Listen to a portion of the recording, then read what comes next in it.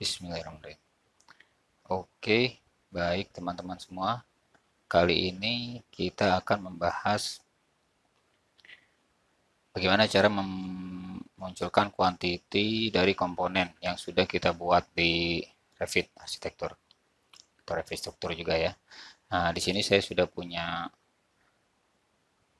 satu desain bangunan.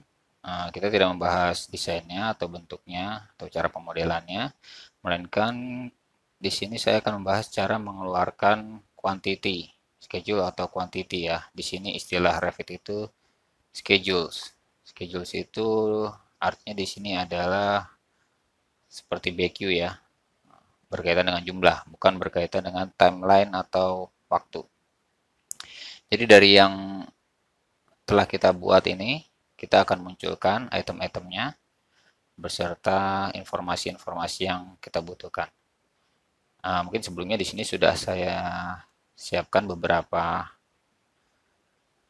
sudah saya buat sih, lebih tepatnya beberapa BQ dari hasil ini. Seperti di sini kelihatan BQ titik pondasi, slope, dinding, lantai, pintu. Tapi nggak masalah, kita akan bahas cara membuatnya. Oke, langsung aja kita masuk ke menu, kita masuk ke tab view ya. Tab view, toolnya ini, schedules. Klik aja. Di sini ada schedules or quantities. Dan di sini juga ada material take off ya. Ini dua ini yang biasanya saya pakai. Nanti karakteristiknya dia agak berbeda sedikit. Kita coba satu dulu, schedule or quantities. Oke, langsung kita dikasih menu pilihan. Di sini kita disodorkan apa yang akan kita keluarkan kuantitinya. Jadi di sini semua sebagian besar item didaftarkan di sini, mulai dari lantai, pintu, atap, ya, dinding. Nah, di situ ada side space, ada stair, ada struktural juga, kolom, beam, foundation ya, framing, rebar. Tapi kita akan coba mengeluarkan BQ untuk dinding ya, wall. Di cukup di sini aja, walls, bukan wall sweep ya. Walls ini saya klik dan di sini ada penamaannya, wall schedule, tapi nanti ini bisa kita beri nama lagi nanti. Terus untuk fasenya, di sini yang menarik, Revit membagi-bagi objek berdasarkan fasenya. Nah, ini ada fase existing atau new construction.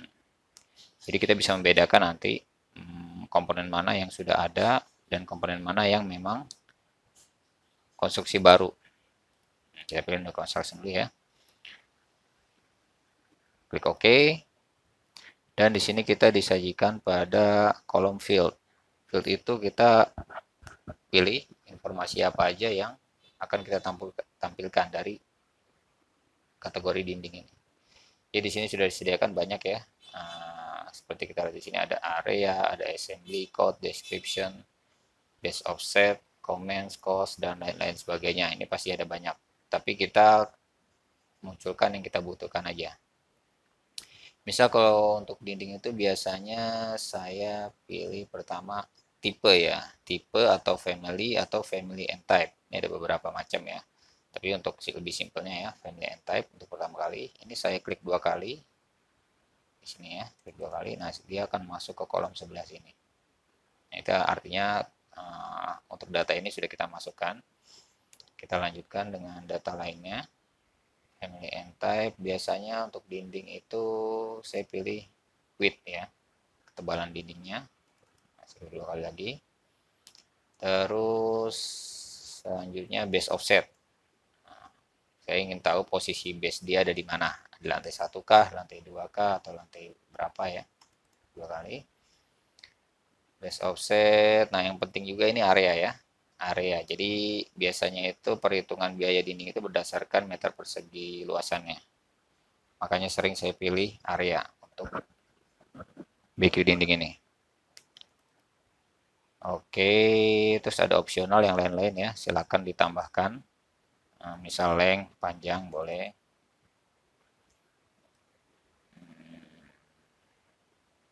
Ya mungkin sementara itu aja dulu. Nah, nanti kita bisa balik lagi ke field ini.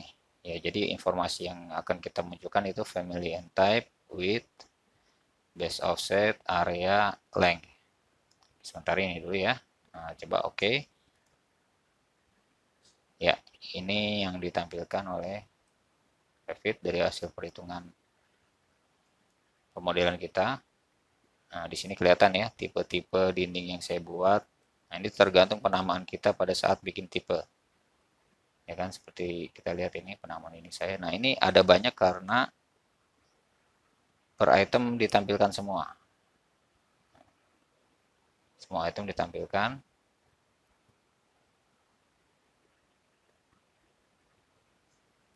Nah, karena itu kita bisa sortir ya. Nah, kita bisa sortir atau kita grup ya. Jadi tool-toolnya ada di sini. Nah, pertama kita coba sorting and grouping dulu. Klik sorting and grouping. Kita sort by apa? Sort by, misal ya, paling sering itu sort by family and type. Family dan tipe ya. Oke. Dan ini footer intinya untuk apa? Nanti dia akan muncul subtotal kalau kita klik centang di footer ini. Oke.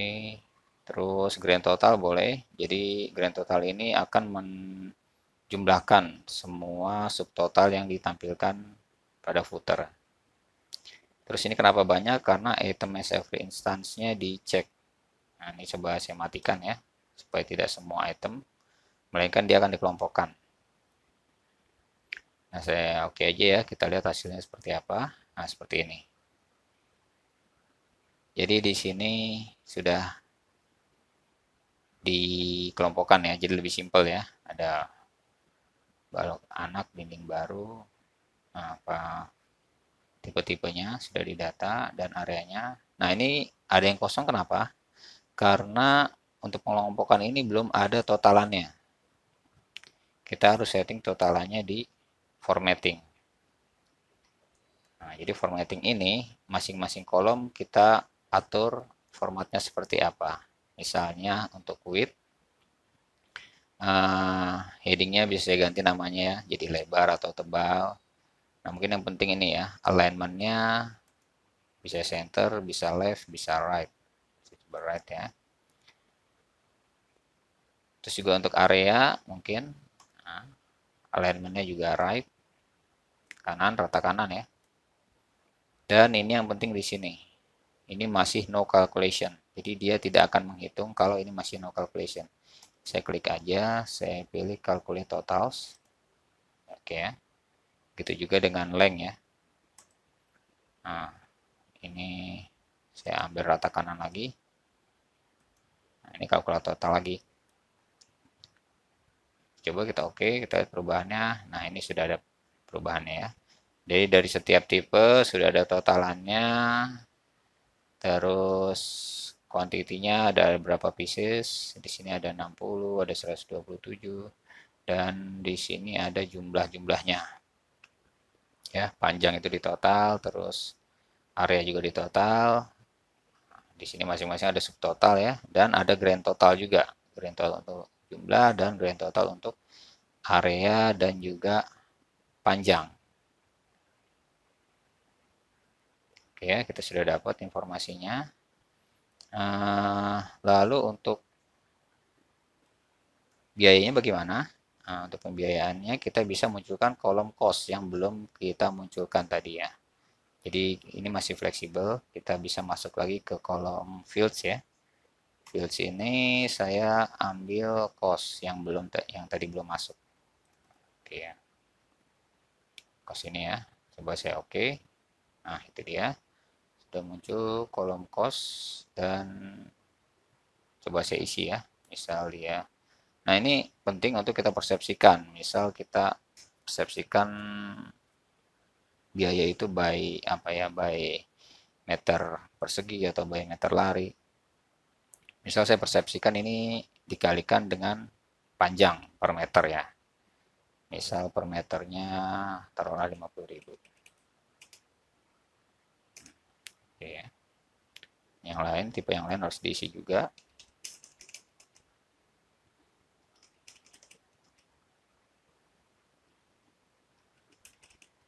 Saya coba isi aja sembarang ya.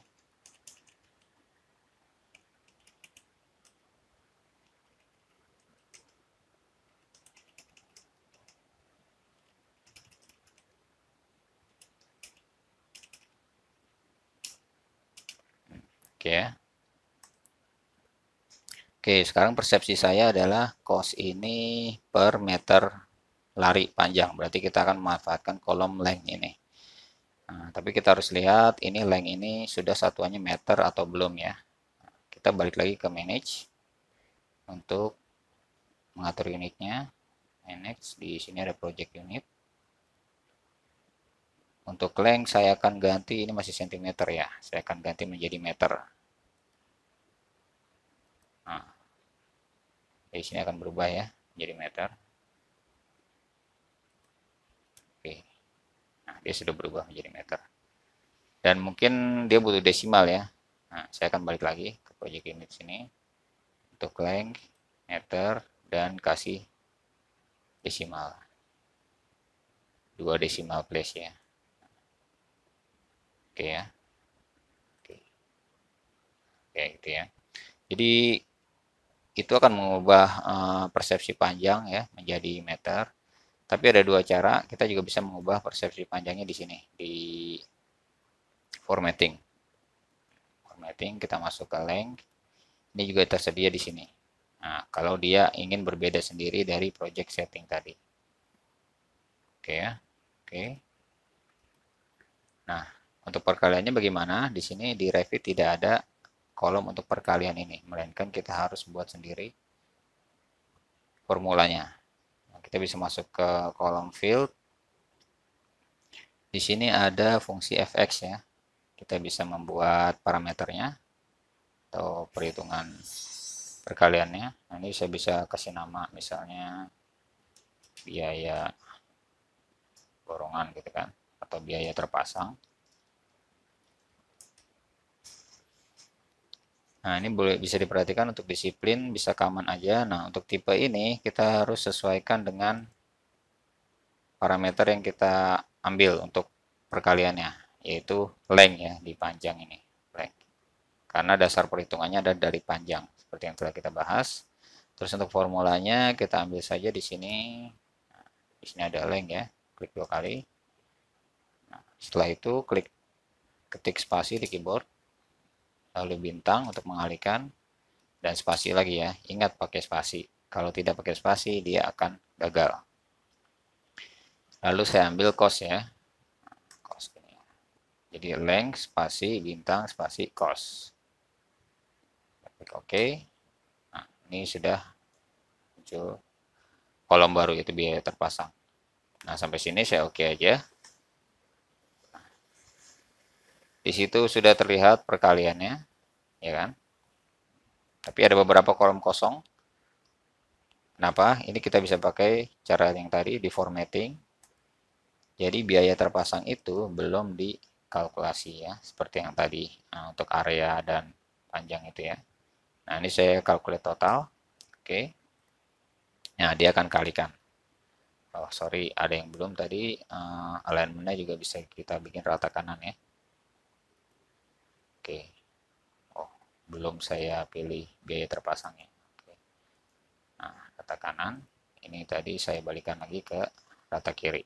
Nah, ini perlu diperhatikan ya. Jadi, formatting ini untuk masing-masing kolom. Jadi, kita klik dulu kolomnya, baru kita atur formattingnya. Ini saya sudah dapat ya. Dan mungkin untuk ini kita lihat angkanya saya mau sederhanakan.